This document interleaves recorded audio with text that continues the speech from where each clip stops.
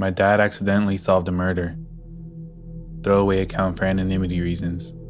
This is a true story, folks.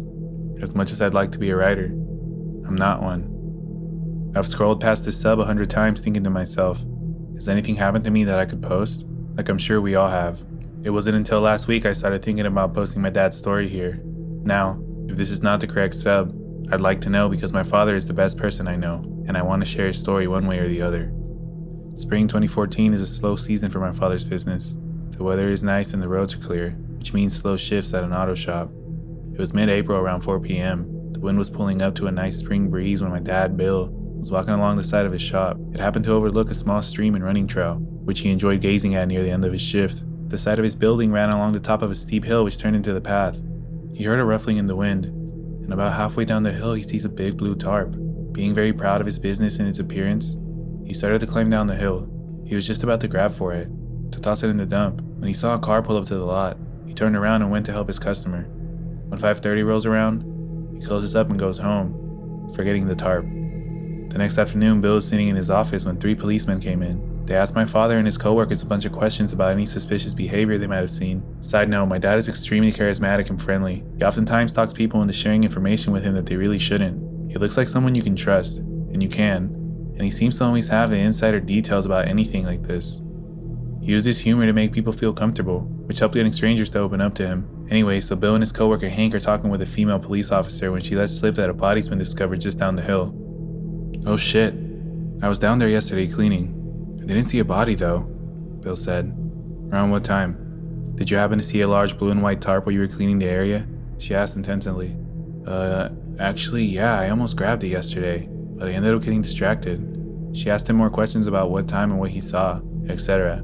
When he asked her if the body was found in the tarp. Yes, it was. A woman jogging found it this morning around 10:30 a.m. My dad was floored. He was just there yesterday. After a few more questions, the police all head over to the crime scene to finish the initial investigation. No one was allowed on the scene, and police were asking the passerby not take any pictures. Luckily for you guys, my dad took one from his office window. This is what it looked like. You can see near the top of the picture the running trail. Just in front of that part is the creek that has dried up. There are the officers and such searching for whatever they're searching for.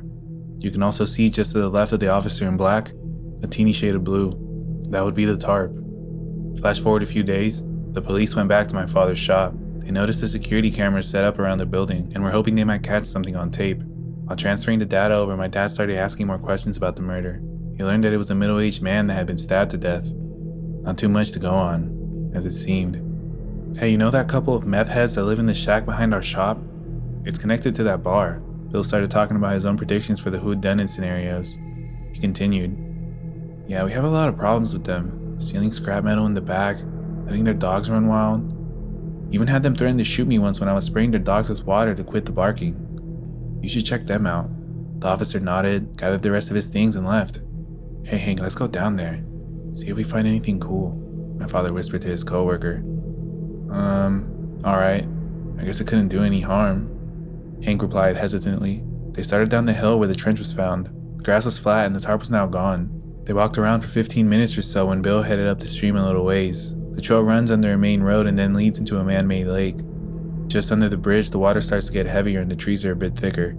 He noticed a red Lowe's cart into one of the trees. "I'm taking that to the shop," he thought as he ran over to pull it out of the stream. Calling over Hank for help, the two of them pull it out and start wheeling it back up the hill. Suddenly my dad stops. He sees something on the cart. "What is that rusty looking stuff?" "Hank, stop. Look at the fucking cart. Is that blood?" They look closer and sure enough, blood. It was on the handle, on the wheels, and the side. But it wasn't only blood they noticed. Hair. Human hair. Utterly stunned, my dad calls a policewoman he had been talking to the previous days and explains what they found. For whatever reason, the PD were very skeptical that this was evidence. At first, they didn't even believe my father. When he told them that it made no sense to make up, they sent out a car. There were 2 police officers and a CSI. The CSI asked my dad what he thought was blood. "It looks like blood, sir." "I'm not sure. How do you know that is human hair?" the CSI asked. "Because it looks like human hair," my dad snapped sarcastically. Why did he seem so hesitant? They used a chemical test, and sure enough, it tested positive for human blood. They took the card as evidence and thanked my dad. Again, my dad tried to give his opinion on who the mystery killer might be. He suggested again that they try to talk with the crazy neighbors behind his auto shop. Still, no information was taken down and they left with what they had. 2 more days pass. My dad is leaving the shop to get some things from Costco. There's a small dirt alley that leads to the main road, just behind his work. In the past, it had been blocked by one of the meth addicts' car. They were complaining to my dad and his boss about the business driving cars back and forth through the alley, disrupting them. He noticed it's open and decides to take the shortcut to his destination, but something was off. He saw the usual blocked car just sitting in front of the shack. The door was wide open, and there was someone sitting on their knees with their upper body inside the car. He got in his car and crept up, just a little, so he could see what was happening. He right away recognized the skinny redhead woman as the female that lived in the shack. It was the shack guy's wife/girlfriend. He didn't know exactly. She was on her hands and knees surrounded with hard chemicals. Bleach, Comet, OxyClean, and much more. My dad said that he knew right then that they were guilty. For one, why would someone be scrubbing their car with straight chemicals? No water, no rinsing. It was the middle of the day, on a hot June afternoon. Secondly, they happened to be only 2 blocks away from a local car wash. He said it felt off, and he knew to trust his instincts. She just kept scrubbing and scrubbing the passenger side door. He pulled out his phone and started recording her. Now he's known this woman and her significant other for years now. Like I said, they complained about my father's workers and he complained about their dogs on and off for a while. It was harmless bickering. My dad, always trying to be the funny guy, yells out his window as he's driving past. "Covering up a murder?" He laughed and drove away. Hearing her say "fuck you" as he drove off, this time when he called the police, they took it very seriously. He explained that she was cleaning her car aggressively and that it seemed like she was trying to bleach something out of her car. The next day, the PD went and talked to the residents of the shack. The day after that, they made an arrest. After searching the shack, they found a large blood stain soaked into the plywood. Once the blood was seen, the wife/girlfriend crumbled and told the police everything. It was her husband/boyfriend, and the victim. The victim was named Rich. He had gone over to their little house to shoot up and get high. Someone ended up accusing Rich of putting some of the dope aside for himself and things got heated. Eventually, the husband started to physically fight with Rich when he stabbed him. He bled out on the floor and died. They did not know what to do, so they stole Lowe's cart to move him around, loaded him into the car, wrapped him in the tarp and pushed him down the hill. They ditched the cart thinking the river would wash it down far enough that it wouldn't be found.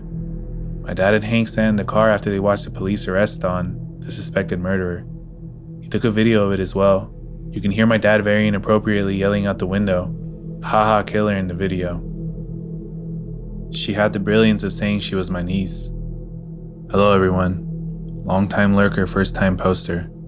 I was reading some of the older stories, wondering if this one would fit and decided I'd give it a shot. Oh, another thing, not one of the best writers, not even a native English speaker, so please don't get too much eye bleed while reading. I hope it's still a pleasant read. So, I am a 23-year-old Italian male living in a not-so-small town in southern Italy.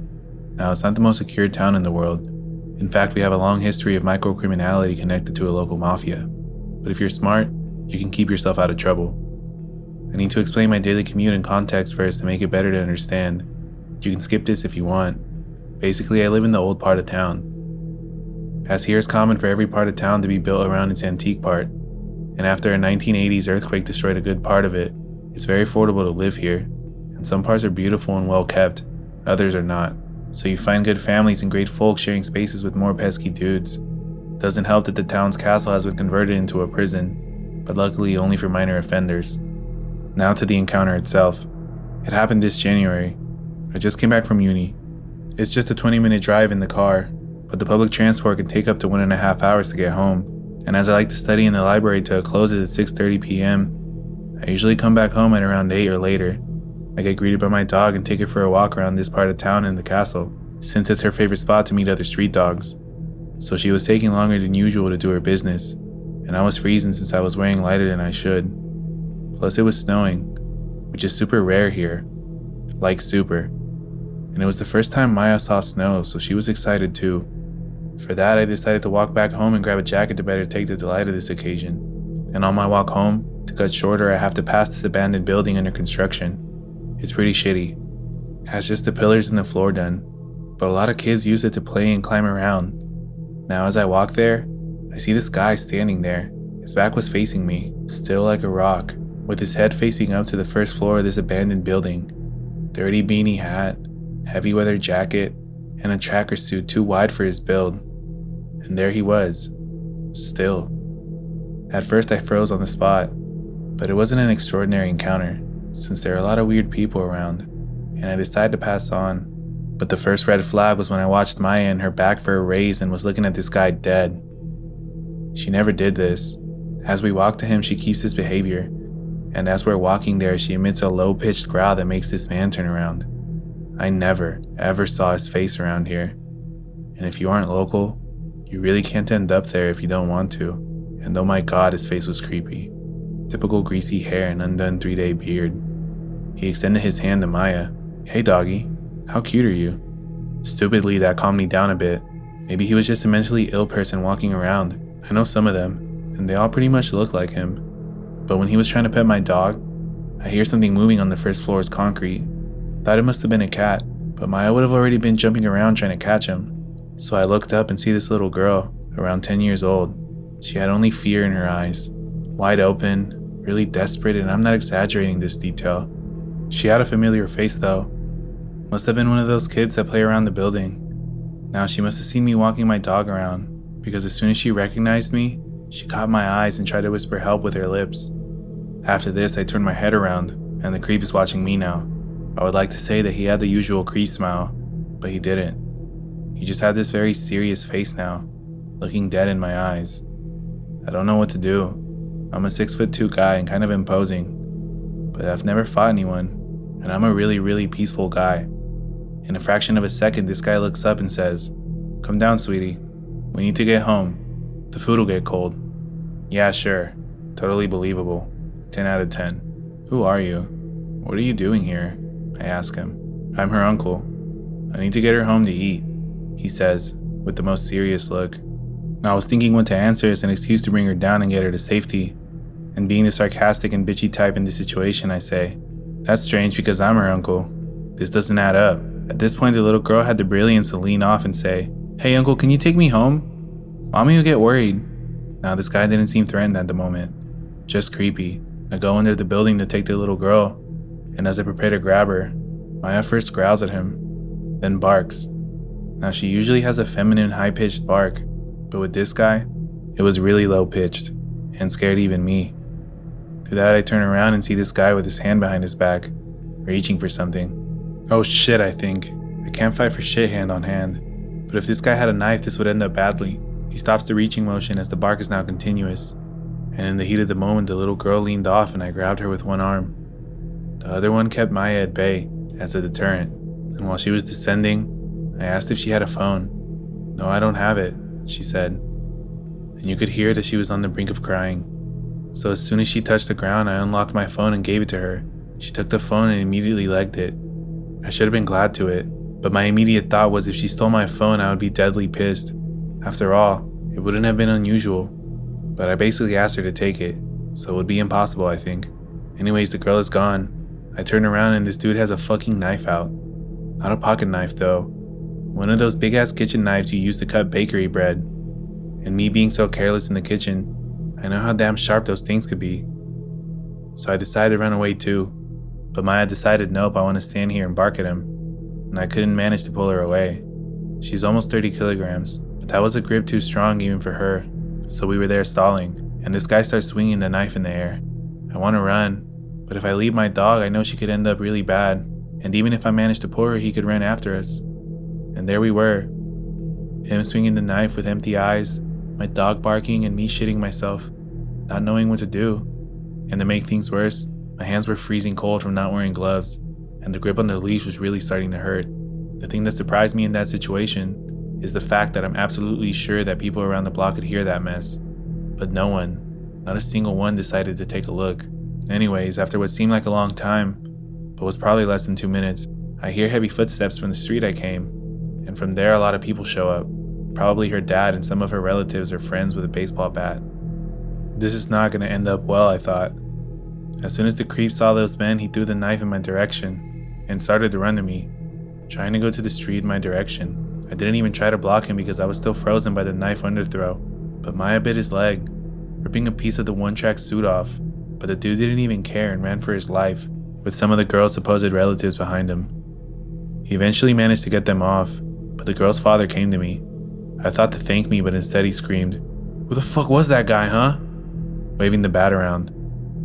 I looked at the girl telling him to calm down, but he only got more pissed, until the girl ran up to him telling him that I helped her and gave me my phone back. After that, he calmed down and asked sorry. He told me thanks for helping his girl and offered to grab some coffee at his house.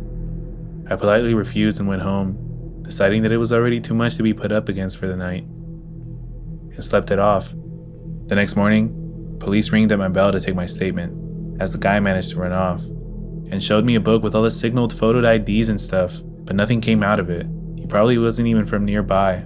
You could tell from his dialect. And that was the end of it. I surely did not do the best I could, but I'm still glad I could help the little girl. I don't know where she would be if me or someone else didn't show up. So creepy uncle wannabe guy, let's not meet again. I have never felt so terrified of someone I once called my friend in my life. I once met up with an old friend of mine, a friend I had known a few years prior to the meetup in November of 2017. I had actually met this person on a dating site. However, as time went on, the relationship between us became strictly platonic. There were no red flags and my gut did not warn me, so I completely trusted this person. We met up in town behind a bus station, on a grassy hill surrounded by trees and a tall wall. Our meeting was just to have a smoke, get a little high and have a small catch-up. I had actually started smoking weed a few months before, so I was still relatively new to it. He had brought something new for me to try, purple haze. I wasn't anxious at all about trying it, as I completely trusted this person and would never believe that he would lie to me. He had packed a full blunt for me, but I only managed to smoke a quarter of it. We spoke during this time, about work, our previous relationships, and random stuff. About half an hour later, I started to feel extremely lightheaded and anxious.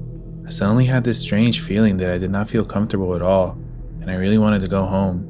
When I asked him if I could go home, he offered to take me home, but I said, "No, it's okay." He offered again, "Please let me take you home. You'll be safe with me. I won't hurt you." I shook my head and said, "No thank you. I can take myself home."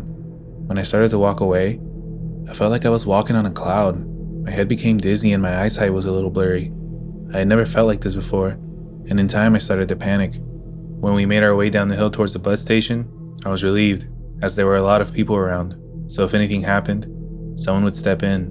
I became extremely terrified of him. I had this horrible feeling in my gut that told me to get away from him, and when I got to the bus station, I told him I would call my taxi here and go home.